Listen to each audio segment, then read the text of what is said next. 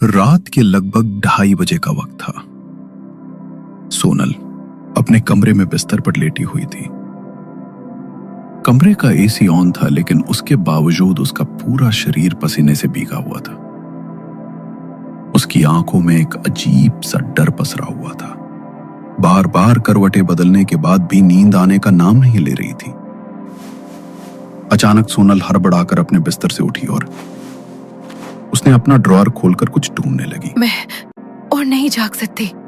ये डर मार डालेगा मुझे। वो फिर मेरे सामने आएगा। मैं उसका सामना नहीं करना चाहती। कहाँ रखी है मेरी नींद की दवाई? सोनल ने ड्रॉअर से सारा सामान निकालकर बाहर फेंक दिया।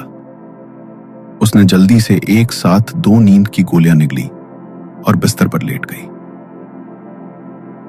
लेकिन उसकी आंखों में नींद अब भी नहीं थी। वो खुद को कोसते हुए सिसक सिसक कर रो रही थी। तभी अचानक खिड़की पर ठक ठक। उस आवाज को सुनते ही सोनल की आंखें डर से भर गईं। उसने खुद को चादर में कसकर लपेट लिया और जोर जोर से सांसें लेने लगी। आखिर क्यों मेरे साथ ऐसा हो रहा है? कौन है जो बार बार मेरे पीछे आ रहा है? क्यों मुझे मारना चाहता है ये? सोनल, सोनल, सोनल, सोनल। सोनल के कानों में जैसे ही उसका नाम पड़ा, मानो उसके दिमाग पर किसी सम्मोहन का जादू छा गया। उसकी आंखें ठहर गईं। वो अपने बिस्तर से उठी और सीधी खिड़की की तरफ बढ़ी। कठपुतली की तरह उसने खिड़की खोल दी, लेकिन सामने कोई नहीं था। मगर तभी वहां एक काला साया उभरा और पल भर में सोनल के भीतर समा गया। सोनल का शरीर जोर जोर से कांपने लगा। वो दर्द से चीखी और बेहोश होकर जमीन पर गिर पड़ी। उसकी चीख सुनकर बगल के कमरे में सो रही उसकी मां की नींद टूट गई। हे भगवान, ये तो सोनल की चीख थी। कहीं उसे फिर से दौरा तो नहीं पड़ा? विमला घबरा कर कमरे से बाहर निकली। जैसे ही उसने सोनल के कमरे का दरवाजा खोला, डर के मारे उसकी रूह कांप गई। सोनल दीवार की ओर मुंह किए बैठी थी। उसके बाल बिखरे हुए थे और वो अजीब हंसी के बीच कुछ बड़बड़ा रही थी। वो आ गया। अब कोई नहीं बचा पाएगा। विमला कांपते हाथों से धीरे से उसके कंधे पर हाथ रखती है। कुछ पल तक सोनल शांत रही, लेकिन अचानक वो पीछे मुड़ी। उसकी आंखें गहरे काले रंग की थीं, चेहरे पर खरोंचे उभर आई थीं और मांस बाहर झांक रहा था। ये देखकर विमला की जान हलक में अटक गई। सोनल बेटा, ये क्या हो रहा है तुम्हें? विमला डर से पीछे हटने लगी, लेकिन तभी सोनल ने कसकर उसका हाथ पकड़ लिया और दांतों से उसे नोच डाला। दर्द से विमला चीख उठी। सोनल अब किसी राक्षस की तरह हंस रही थी। खून फर्श पर टपक रहा था। उसने अपनी मां का मांस दांतों से नोच डाला और फिर जोर का धक्का दिया। अपनी बेटी को जितना देखना है देख ले, क्योंकि कुछ दिन बाद तू इसे देख भी नहीं पाएगी। ये रातें इसकी जिंदगी की आखिरी रातें हैं। उसके बाद इसके साथ वही होगा जो होना चाहिए।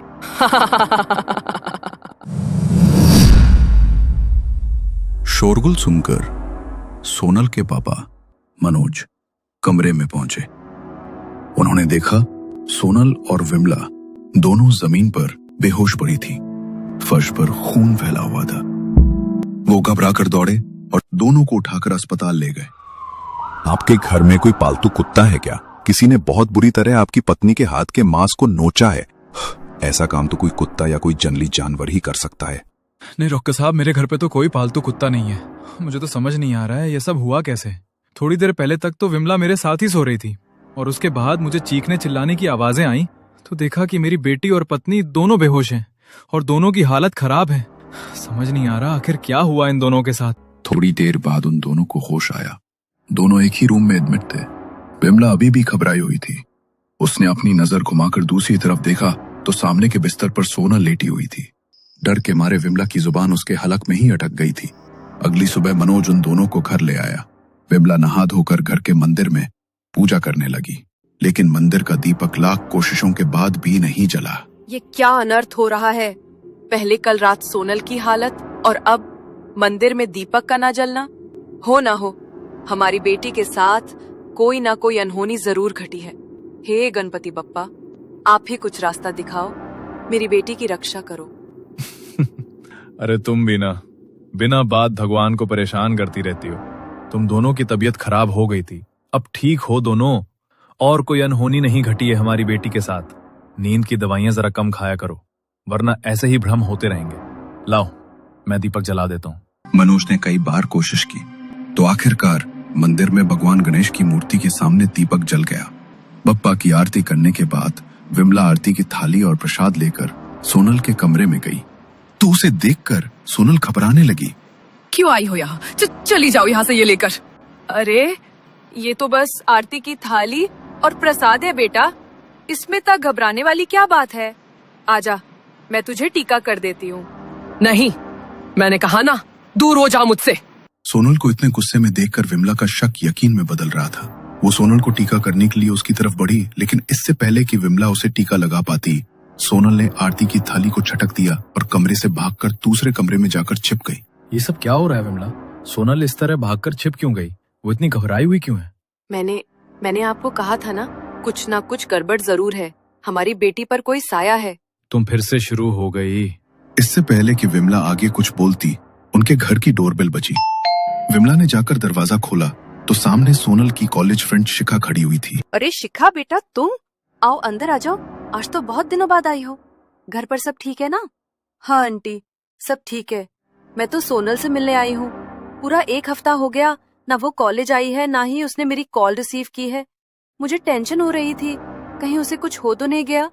वो ठीक तो है ना?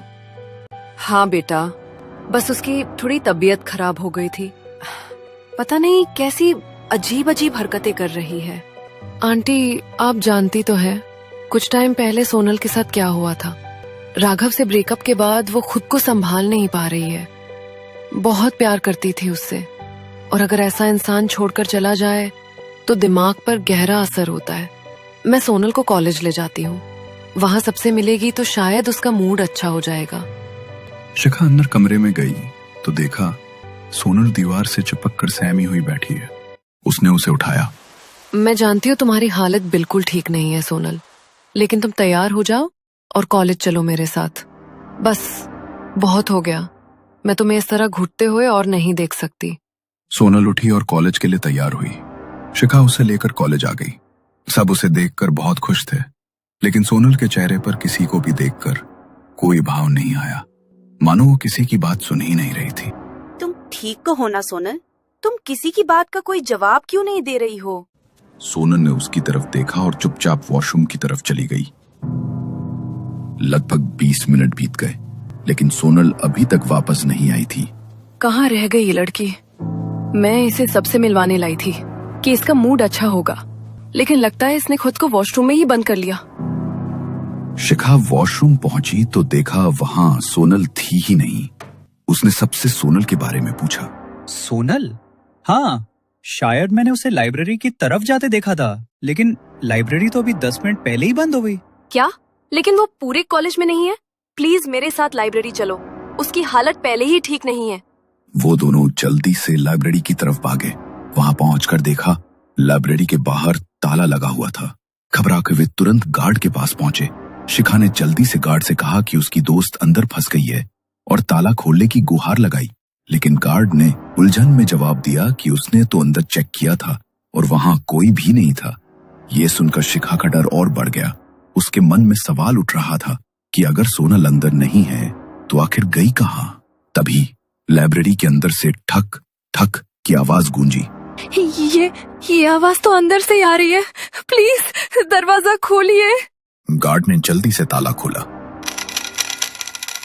दरवाजा खुलते ही सोनल बेंच पर अपना सिर लगातार पटक रही थी। उसके सर से खून बहकर जमीन पर फैल रहा था। उसकी हालत देखकर सब सन्न रह गए। वे लोग तुरंत उसे अस्पताल लेकर गए और शिखा ने घर पे इन्फॉर्म किया। ड्रेसिंग के बाद सोनल को घर लाया गया। उसकी हालत देखकर विमला खुद को रोक नहीं पाई। मेरी बेटी को डॉक्टर की में किसी ओझा को दिखाने की जरूरत है।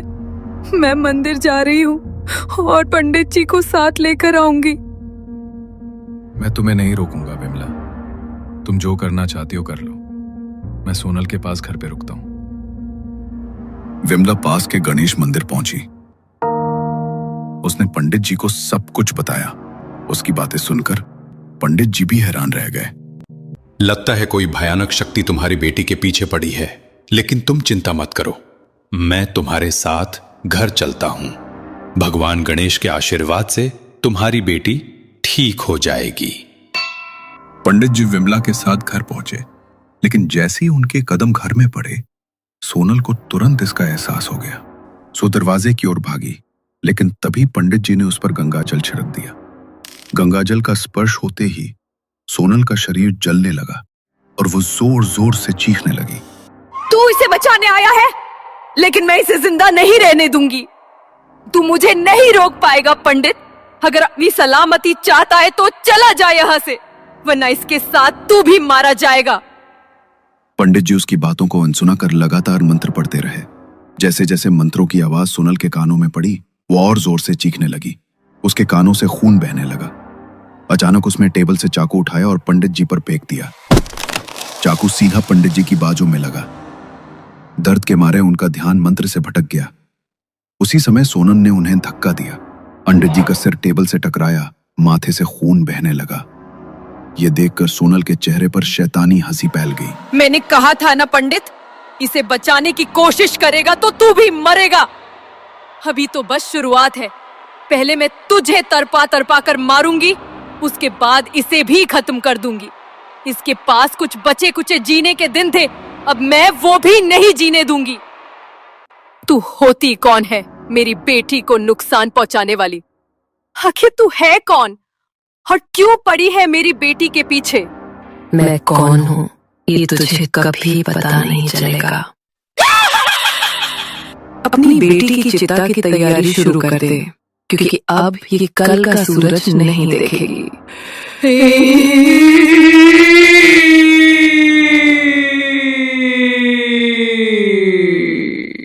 सोनल किसी राक्षस की तरह हंसने लगी। वो अपने नाखूनों से दीवार को रेतने लगी। उसके नाखून फटकर मांस बाहर निकल आया और पूरी दीवार खून से सन गई।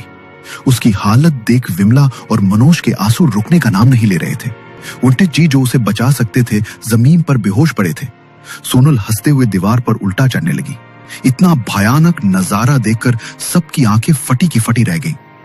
बस थोड़ी देर और, उसके बाद इसे मैं हमेशा हमेशा के लिए अपने साथ ले जाऊंगी और तुम सब मेरा कुछ नहीं बिगाड़ पाओगे। अब मैं तुझे अपने काबू से बाहर नहीं जाने दूंगा।